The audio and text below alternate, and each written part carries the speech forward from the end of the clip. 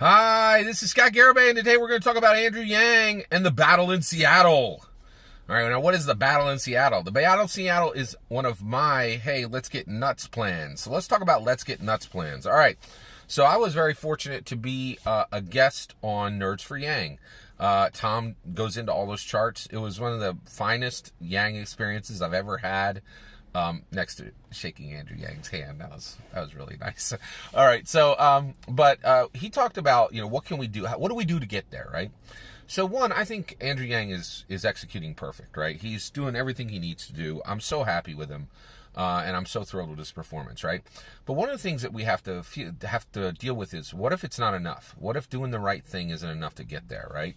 Well, I said that Andrew Yang's campaign, his team, his political team, needs to have a Let's Get Nuts file, right? Now, what's a Let's Get Nuts file, right? Well, in Tim Burton's Batman film from the early 80s, there is a scene where the Joker, played by Jack Nicholson, actually confronts Bruce Wayne, Michael Keaton.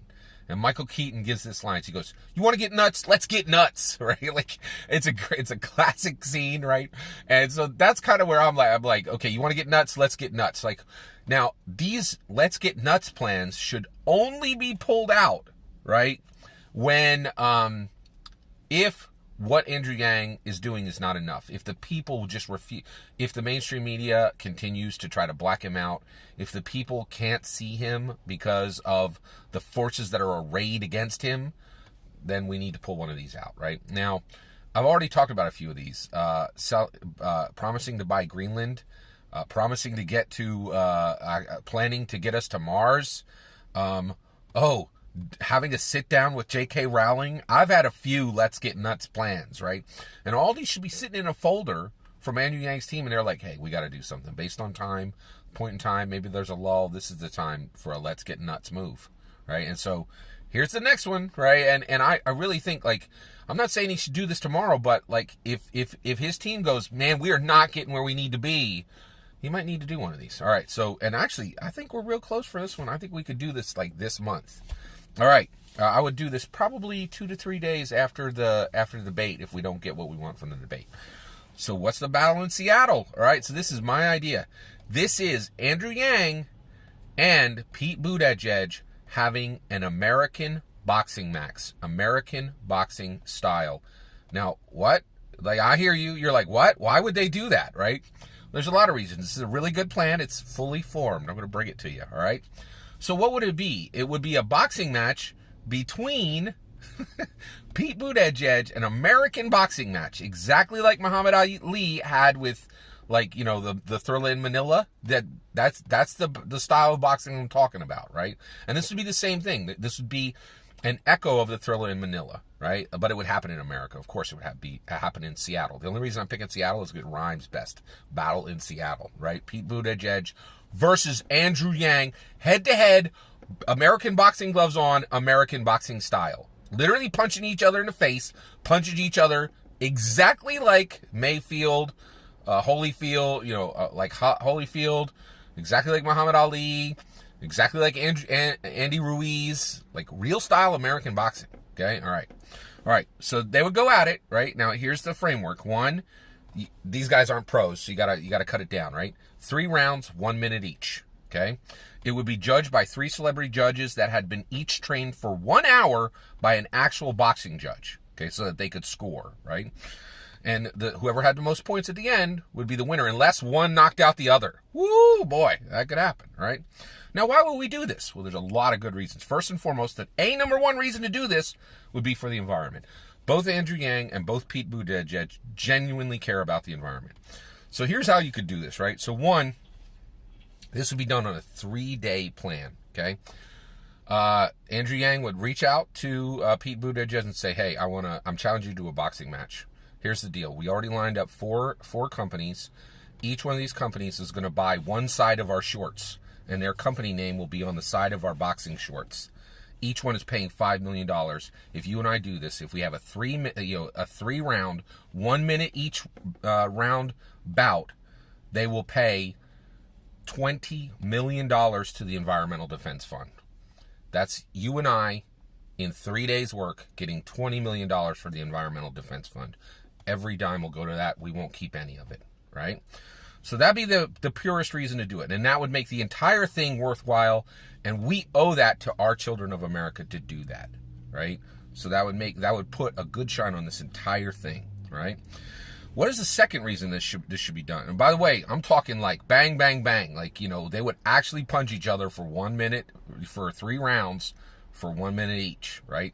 There's going to be some blood on the floor, like legit, right? And here's the thing, because Andrew Yang can scrap, right?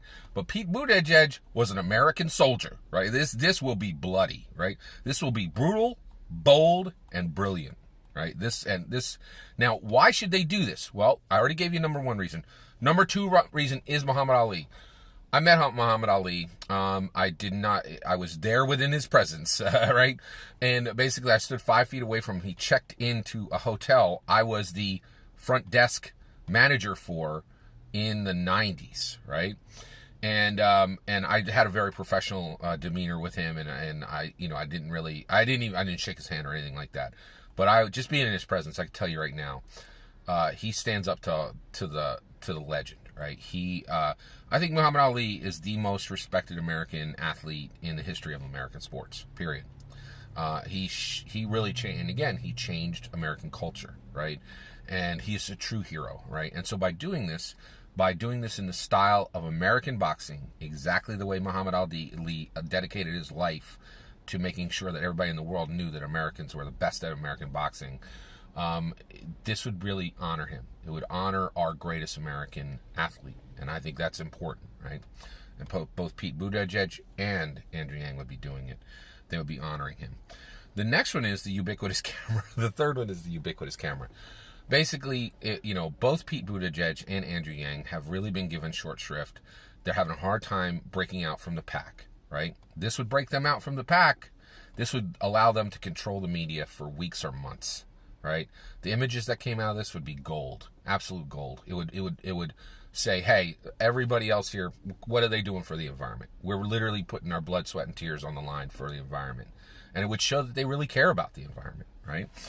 The other reason why is this would be incredibly hard for any of the other candidates to copy. Some of the candidates would not be able to copy this in any way, right? And so it's hard to copy. It's something that the two of them can do because of their youth. That's the only reason. Anybody else who was young could absolutely do this, but frankly, Biden couldn't do this. He's 76 years old. He can't get in a boxing match with somebody. It's not a good idea, right? And it would distinguish. It would say, we're young, we're vibrant, we're going to bring a vitality to the job, right? It's important, right? All right. And basically, and the other reason why I think the other reason why I'm picking Pete and Andrew Yang is I think it would be a good fight. Like, I don't know who would win, right? Of course I'm all in for Yang, and it'd be easier for him to say Yang would beat him. I don't know. I really don't know, right? Now, why should Andrew Yang risk getting into a physical fight if Pete Buttigieg just could beat the living crap out of him? Possibly. I don't think that would happen, but it's possible, right? Well, the reason why is this is one reason why I love Andrew Yang so much. He's willing to risk it, right? And I'll tell you right now, I think the loser of this fight would come out better than everybody else on the stage for debate night number 4. There would be no loser from this. Like, you could get knocked out, you're still going to look like a champ for winning $20 million for the Environmental Defense Fund, right? There's no losers in this for Pete or for Andrew Yang. I think this is a fantastic idea. You want to get nuts? Let's get nuts. This goes right in the Let's Get Nuts file. That's my idea. What do you think? You think it's a good idea? You think they should be doing this 3 days after the debate? I think so. Let me know in the comments below. Please consider liking and subscribing, and have a wonderful millennium.